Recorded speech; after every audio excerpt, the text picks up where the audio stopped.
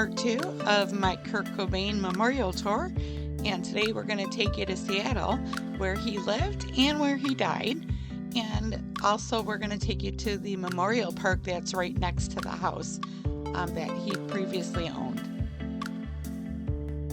I do have to say it's a big jump from his childhood home over there in Aberdeen, but this is a beautiful area. It's right on the water, and it's a very nice upscale neighborhood. Why we're taking a drive to the house on Washington Street. Before we get there, there's going to be a quiet park called Ferretta Park. It is located next to Kurt Cobain's former home.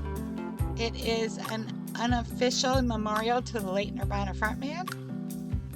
There are a couple of benches that Kurt Cobain would sit on and write his music.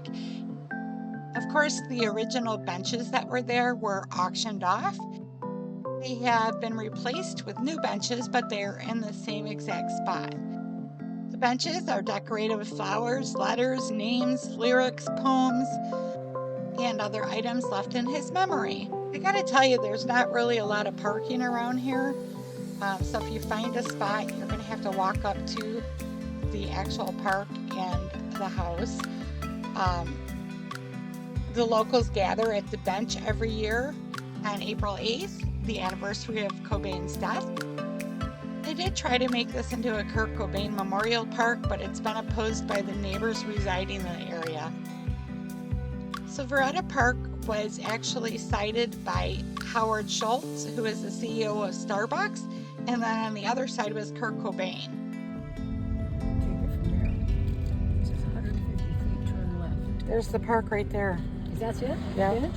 Yeah. This is his house right here. No parking.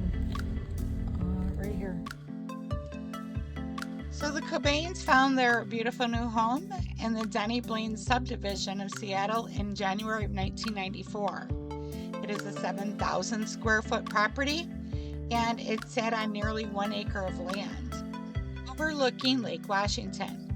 The Queen Anne style house was built in 1902 and has 4 bedrooms, 5 baths, and a greenhouse that was nestled atop a 2-car garage, which is no longer there since Courtney Love had that removed after Cobain's death.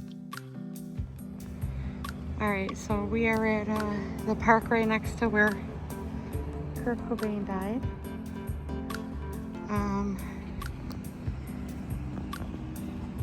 Of course, the memorials.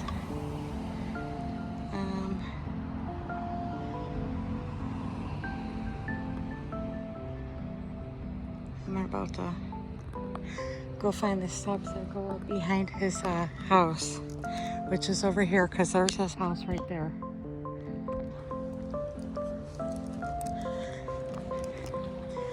There's steps around here somewhere that go up.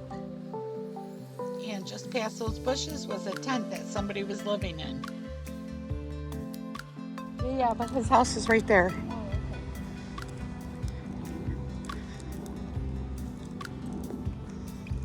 Seems like they, so they put up this fence. Let's see, let's go check it out. Courtney Love sold the house for $2.9 million in 1997. After Courtney sold the house, it was renovated in 1999, and the family lived in their home for 23 years before listing it for $7.5 million in 2019. And the house was sold to an anonymous buyer. So the house was added to the Washington State Department of Archaeology and Historic Preservation Heritage Register in June of 2021.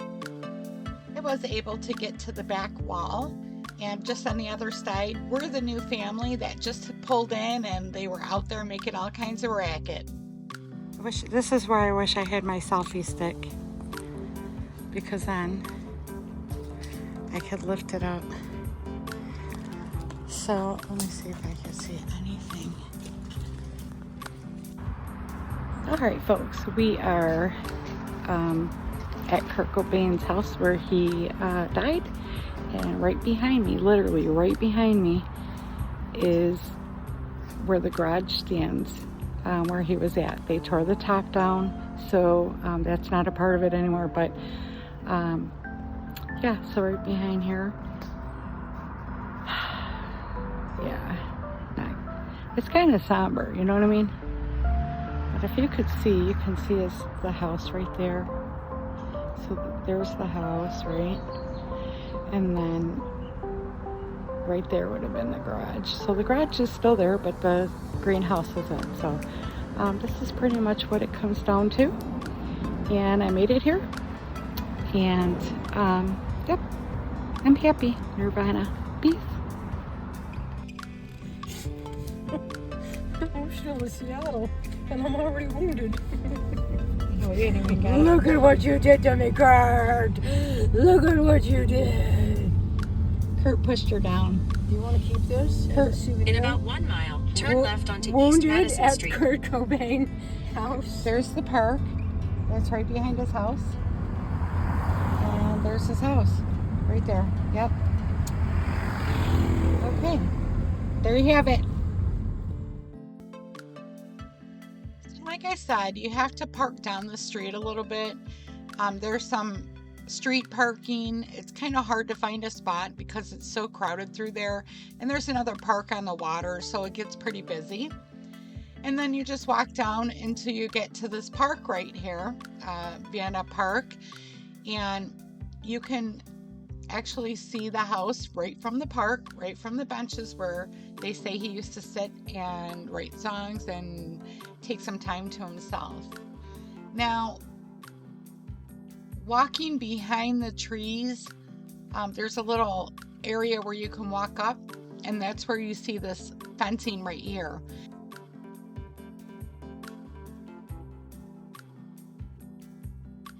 I hope you enjoyed part 2 of Kurt Cobain's Memory Lane. Please don't forget to like, subscribe, and share my videos. And remember, it's up to you to make it fun and make it yours. We'll see you the next time.